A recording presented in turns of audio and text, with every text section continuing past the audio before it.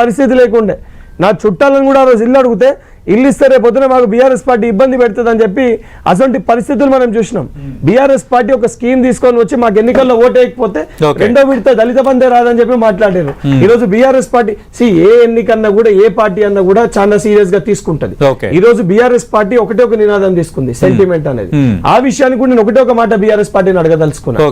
నిజంగా మాగంటి గోపీనాథ్ గారు చనిపోయినాక ప్రధాన ప్రతిపక్ష నాయకుడు కేసీఆర్ గారు ఆఖరి నిమిషం వారి సంతాపం తెలియజేయాల్సిన దానికి అసెంబ్లీ సమావేశాన్ని నిర్వహిస్తే కేసీఆర్ గారు అసెంబ్లీ సమావేశానికి రాలేదు, అసెంబ్లీ సమావేశంలో మాట్లాడడానికి రాలేదు.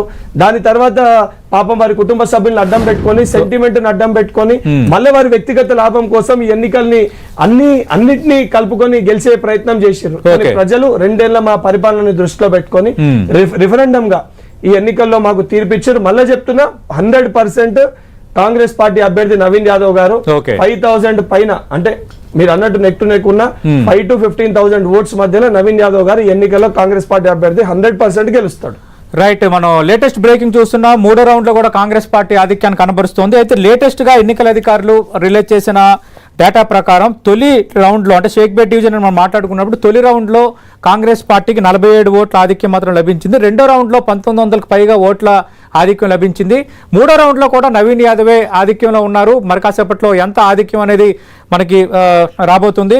మరిన్ని వివరాలు అందించడానికి కోట్ల విజయభాస్కర్ రెడ్డి స్టేడియం నుంచి మా ప్రతినిధి అజయ్ సిద్ధంగా ఉన్నారు. అజయ్, కొంత మొదటి రౌండ్ అలాగే పోస్టల్ బ్యాలెట్ లో స్వల్ప ఆధిక్యం ఉంది కాంగ్రెస్ కి, బట్ రెండో రౌండ్ 1900 ఓట్ల పైగా ఆధిక్యం ఉంది. 3వ రౌండ్ లో కూడా కాంగ్రెస్ పార్టీ అభ్యర్థి నవీన్ యాదవే ఆధిక్యం కనిపిస్తున్నట్టు వార్తలు వస్తున్నాయి. ఇదే ట్రెండ్ కొనసాగబోతుందా? అక్కడ అంచనా అంటే అక్కడ ఎలాంటి వాతావరణం ఉంది ప్రెసిడెంట్? ఖచ్చితంగా కాంగ్రెస్ స్పష్టమైన ఆధిపత్యాన్ని కొనసాగించే అవకాశం అయితే మనకు స్పష్టంగా కనబడుతుంది. ఎగ్జిట్ పోల్స్ ఏవైతే ఉన్నాయో వాటిని నిజం చేస్తూ మొదటి రౌండ్ నుండే నవీన్ యాదవ్, అదేవిధంగా కాంగ్రెస్ బీఆర్ఎస్ పైన స్పష్టమైన ఆధిక్యతను ప్రదర్శిస్తున్నటువంటి పరిస్థితి కనబడుతుంది. మనం ఏదైతే ఎగ్జిట్ పోల్స్ చెప్పిన దాని ప్రకారం కొంత షేక్పేట్లో బీఆర్ఎస్కు ఎడ్జ్ వస్తుందని ఆశించింది. అక్కడ కొంత బీఆర్ఎస్ బలంగా ఉంది, బీఆర్ఎస్ ఓట్ షేరు అక్కడనే ఉంటుంది. ఫస్ట్ 2 రౌండ్లో కొంత బీఆర్ఎస్కు లీడ్ ఇచ్చే అవకాశం ఉందన్న ఆలోచనలు, అటువంటి అవకాశాలు కూడా కొంత ఉంటాయన్న అంచనాలను ఎగ్జిట్ పోల్స్ ఇచ్చినటువంటి పరిస్థితి. కానీ అక్కడ కూడా కాంగ్రెసే ఆధిపత్యాన్ని ప్రదర్శించింది. అయితే స్వల్ప మెజార్టీ మాత్రమే ఇక్కడ సాధించినటువంటి పరిస్థితి మనకు కనబడుతుంది. ప్రధానంగా మనం చూసుకున్నట్లయితే మొదటి రౌండ్లో కేవలం 47 ఓట్ల ఆధిక్యాన్ని కాంగ్రెస్ చూపించగా రెండో రౌండ్కు వచ్చేసరికి 1900కు పైగా మెజార్టీ ప్రదర్శించినటువంటి పరిస్థితి కనబడుతుంది. 3వ రౌండ్లో సైతం నవీన్ యాదవే ఆధిక్యంలోకి ఉన్నట్టుగా తెలుస్తుంది. ఈ ట్రెండ్ అనేది ఖచ్చితంగా కంటిన్యూ అయ్యే అవకాశం అయితే లేకపోలేదు. ఎందుకంటే షేక్పేట మొదటి రౌండ్లో మొత్తం షేక్పేట ఉంటుంది. మొదటి రౌండ్ పూర్తయిన తర్వాత రెండో రౌండ్లో వచ్చేసి షేక్పేటకు సంబంధించిన డివిజన్లతో పాటు ఎర్రగడ్డలోని కొన్ని డివిజన్లు ఆడే అవకాశం ఉంటుంది. అక్కడ కూడా కాంగ్రెస్ లీడ్ వచ్చే అవకాశం అయితే లేకపోలేదు. ఆ తర్వాత రేమత్ నగర్, వెంగళరావు నగర్ ఈ రౌండ్ ఇక్కడ కూడా ఈ పూర్తి స్థాయి ఆధిపత్యంలో కాంగ్రెస్కే వచ్చే అవకాశం అయితే లేకపోలేదు. మొత్తం చూసుకున్నట్లయితే ఏదైతే షేక్పేట, ఎర్రగడ్డ తర్వాత కూడా ఆ తర్వాత మళ్ళా రేమత్ నగర్, వెంగళరావు నగర్, మనం రేమత్ నగర్, వెంగళరావు నగర్లో చూసుకుంటే 86వ పోలింగ్ బూత్ నుండి 128వ పోలింగ్ బూత్ వరకు అక్కడ ఉంటాయి. అక్కడ కూడా 3వ రౌండ్ కూడా రేమత్ నగర్, అదేవిధంగా ఇక్కడ రేమత్ నగర్లో చూసుకున్నట్లయితే ముస్లిం ఓటర్లు ఎక్కువగా ఉంటారు. అదే వెంగళరావు నగర్లో చూసుకున్నట్లయితే మిక్స్డ్ ఓటర్లు ఉంటారు. ఇక్కడ కూడా పూర్తిస్థాయి ఆధిపత్యాన్ని కాంగ్రెసే ప్రదర్శించే అవకాశం అయితే లేకపోలేదు. ఆ తర్వాత చూసుకున్నట్లయితే వెంగళరావు నగర్, రేమత్ నగర్ 2 మిక్స్ అయి ఉంటాయి. మళ్ళీ 129, అదేవిధంగా 171 వరకు 4వ రౌండ్లో పోలింగ్ బూత్లు ఉంటాయి. 129వ పోలింగ్ బూత్ నుండి 171వ పోలింగ్ బూత్ వరకు కూడా 4వ రౌండ్ ఉంటుంది. అక్కడ కూడా పూర్తి స్థాయిలో ఆధిపత్యాన్ని కాంగ్రెస్ ప్రదర్శించే అవకాశం అయితే లేకపోలేదు.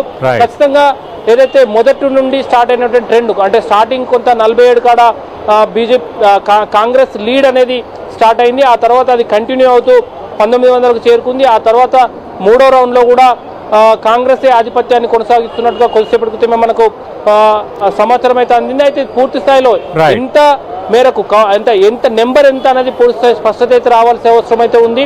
అయితే ఇక్కడ కోట్ల విజయభాస్కర్ రెడ్డి స్టేడియం వద్ద కొంత కోలాహల వాతావరణం, కాంగ్రెస్ కు అనుకూలమైనటువంటి ఫలితాలు వస్తుండడంతో కొంత సంతోషకరమైన వాతావరణం అయితే కనబడుతున్నటువంటి సిచ్యువేషన్ అయితే చూడవచ్చు.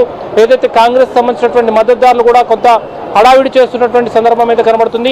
దీనికి పక్కనే అంటే కోట్ల విజయభాస్కర్ రెడ్డి స్టేడియానికి పక్కనే నవీన్ యాదవ్ ఇల్లు కూడా ఉండడంతో కొంత హడావిడి కోలాహల వాతావరణం అయితే మన స్టేడియం వద్ద కనబడుతుంది. రైట్ అజయ్, మనం చూస్తున్నాం కాంగ్రెస్ పార్టీలో కొంత కోలాహలం మొదలైంది. ఖచ్చితంగా మా పార్టీ అభ్యర్థే విజయం సాధించబోతున్నారు. ఎందుకంటే మొదటి రౌండ్ రెండో రౌండ్లో ఆధిక్యాన్ని కనబరిచారంటే ఇక 3, 4, 5 ఖచ్చితంగా మాకు మెజార్టీ ఓట్లు అంటే మెజార్టీ ఓటింగ్ పర్సంటేజ్ అయింది.